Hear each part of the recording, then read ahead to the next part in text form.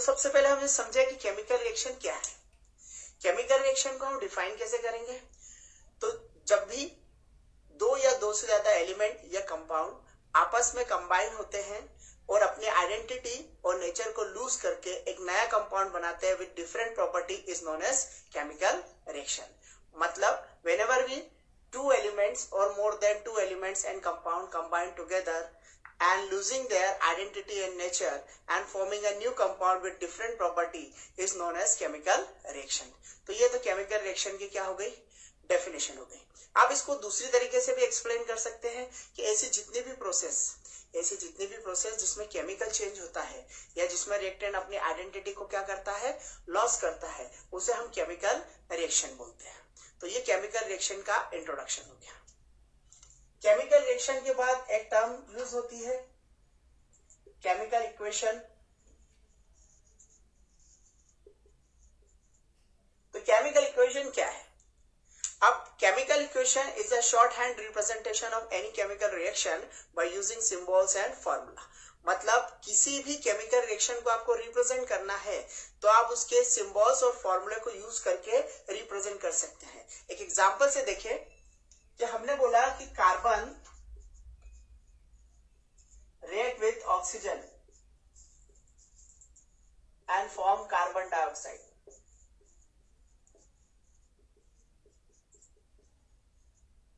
तो इससे हमें कंप्लीट इंफॉर्मेशन नहीं मिलती है, लेकिन केमिकल इक्वेशंस के अंदर हम सिंबल्स को यूज करके या फिर जो भी फॉर्मूलाज है उसको यूज करके इसकी इंफॉर्मेशन ठीक है सही तरीके से डिटरमाइन कर सकते हैं। देखिए कैसे, कार्बन का जो सिंबल होता है वो C होता है और जो इसकी स्टेट होती है वो सॉलिड होती है। ऑक्सीजन को O2 से रिप्रेजेंट करते हैं, इसकी फिजिकल स्टेट गैस होती है और ये फॉर्मेशन कर रहा है CO2 का, उसका फॉर्मूला CO2 है और ये गैस होता है।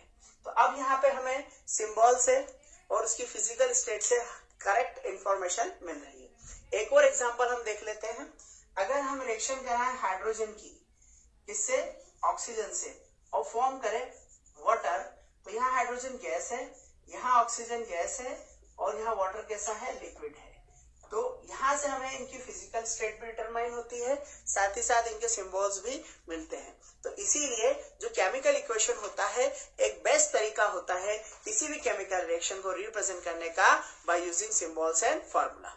तो ये तो अपना इंट्रोडक्शन हो गया कि केमिकल रिएक्शन क्या होती है और केमिकल इक्वेशन क्या होती है।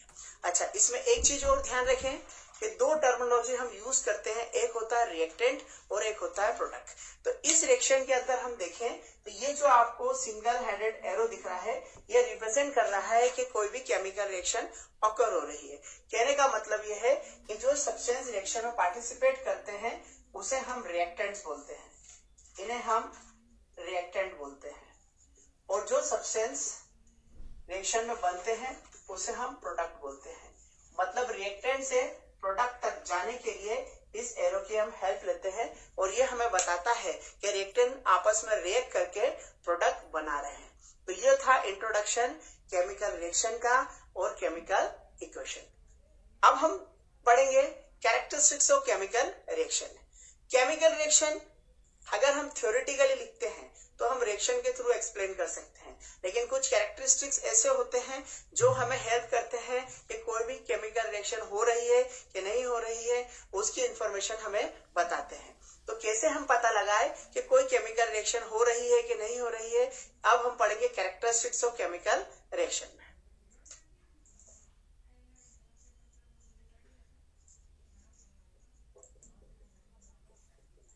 Characteristics of chemical reaction.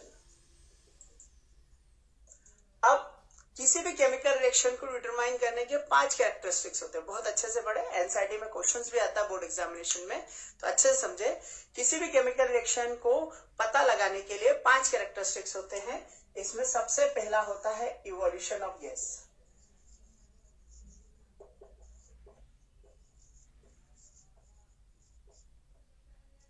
अगर किसी रिएक्शन के अंदर रिएक्टेंट आपस में रिएक्ट करें और वहां पे आपको इंडिकेशन हो कि गैस का इवोल्यूशन हो रहा है तो समझे कि वहां पे केमिकल रिएक्शन हो रही है। एक एग्जांपल समझे, अगर हम जिंक के ग्रेन्यूल्स डाइल्यूट H2SO4 में डालते हैं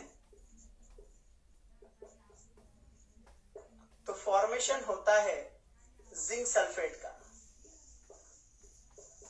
और लिबरेशन होता है गैस का। गैस का जो इवोल्यूशन होता है उसे हम अपवर्ड एरो से शो करते हैं। तो यहां पे गैस का इवोल्यूशन हुआ, इंडिकेट हो गया कि chemical reaction takes place. Point number 2, change in state.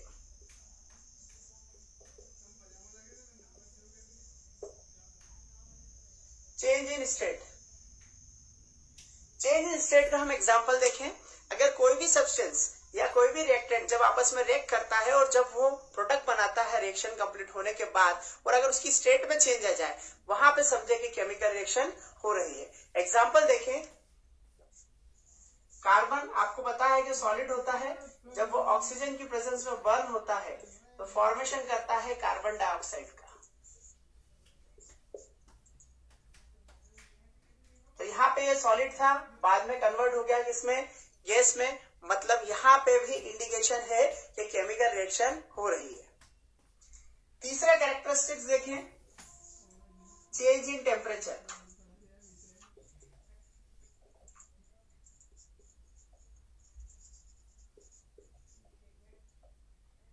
Change in temperature की बात करें तो ऐसी केमिकल रिएक्शन जब रिएक्टेंट आपस में रिएक्ट कर रहे हैं और प्रोडक्ट बना रहे हैं, उस दौरान अगर टेम्परेचर में चेंज आ रहा है तो वहां भी इंडिकेशन है कि कोई भी केमिकल रिएक्शन हो रही है। इसका बेस्ट एग्जांपल अगर हम देखें कि मैग्नीशियम रिबिन को अगर हम ऑक्सीजन की प्रेजेंस में बर्न करते हैं, then it burn with dazzling flame, large amount of heat निकलती है, वहां पे टेम्परेचर चेंज होता है, विच प्रूव्स दैट कि यहाँ पे टेम्परेचर चेंज हुआ है। Magnesium ribbon burn in presence of air and it form magnesium oxide. तो चेंज इन टेम्परेचर से भी रिएक्शन इंडिकेट होती है। नेक्स्ट कैरेक्टरिस्टिक से characteristic number 4, change in colour. Change in colour, change in colour की बात अगर हम करें तो अगर हम ऐसे रिएक्टेंट को आपस में मिलाएं जो कलरलेस है, लेकिन जैसे वो रिएक्ट करे और उसके बाद रिएक्शन होने के बाद सॉल्यूशन का अगर जो कलर है वो कलरलेस से कलर्ड हो जाए, तो समझ जाए वहां भी इंडिकेशन है कि केमिकल रिएक्शन हो रही है। एग्जांपल देखें हम, कि हमने लेड एसिडेट का सॉल्यूशन बनाया CH3COO whole twice PP, lead acetate. उसमें हमने पोटेशियम आयोडाइड डाला। तो जैसे ही हमने उसमें पोटेशियम आयोडाइड डाला, अभी ये भी कलरलेस है, ये भी दोनों सॉल्यूशन कैसे है, कलरलेस, लेकिन दोनों जैसे आपस में रिएक्ट हुए येलो कलर का सॉल्यूशन हो जाएगा। जो येलो कलर का सॉल्यूशन होगा वो होगा लेड आयोडाइड का।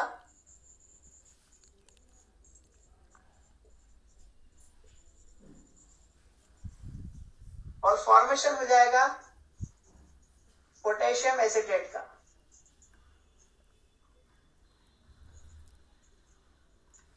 चेंज इन कलर भी प्रूव करता है कि वहां केमिकल रिएक्शन हो रही है। लास्ट एंड फाइनल कैरेक्टरिस्टिक्स होता है formation of precipitate. Formation of precipitate.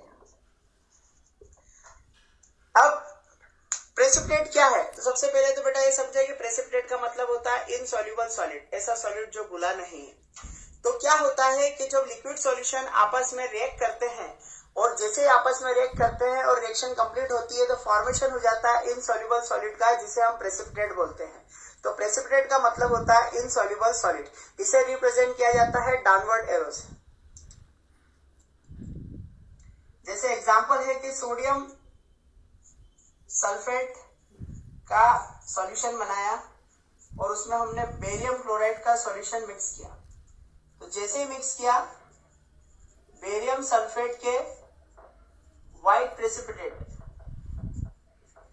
का फॉर्मेशन हुआ और साथ में बना सोडियम क्लोराइड। तो ये 5 कैरेक्टरिस्टिक्स होते हैं जो आपको हेल्प करेंगे determination of any chemical reaction. कोई भी रिएक्शन में अगर गैस निकले, इवोल्यूशन ऑफ गैस है मतलब केमिकल रिएक्शन होगी। अगर स्टेट में चेंज आया तो भी केमिकल रिएक्शन होगी, अगर टेम्परेचर चेंज हुआ तो भी केमिकल रिएक्शन होगी, अगर कलर में चेंज आया तो भी केमिकल रिएक्शन होगी, और अगर फॉर्मेशन ऑफ प्रेसिपिटेट हुआ तो भी केमिकल रिएक्शन होगी। तो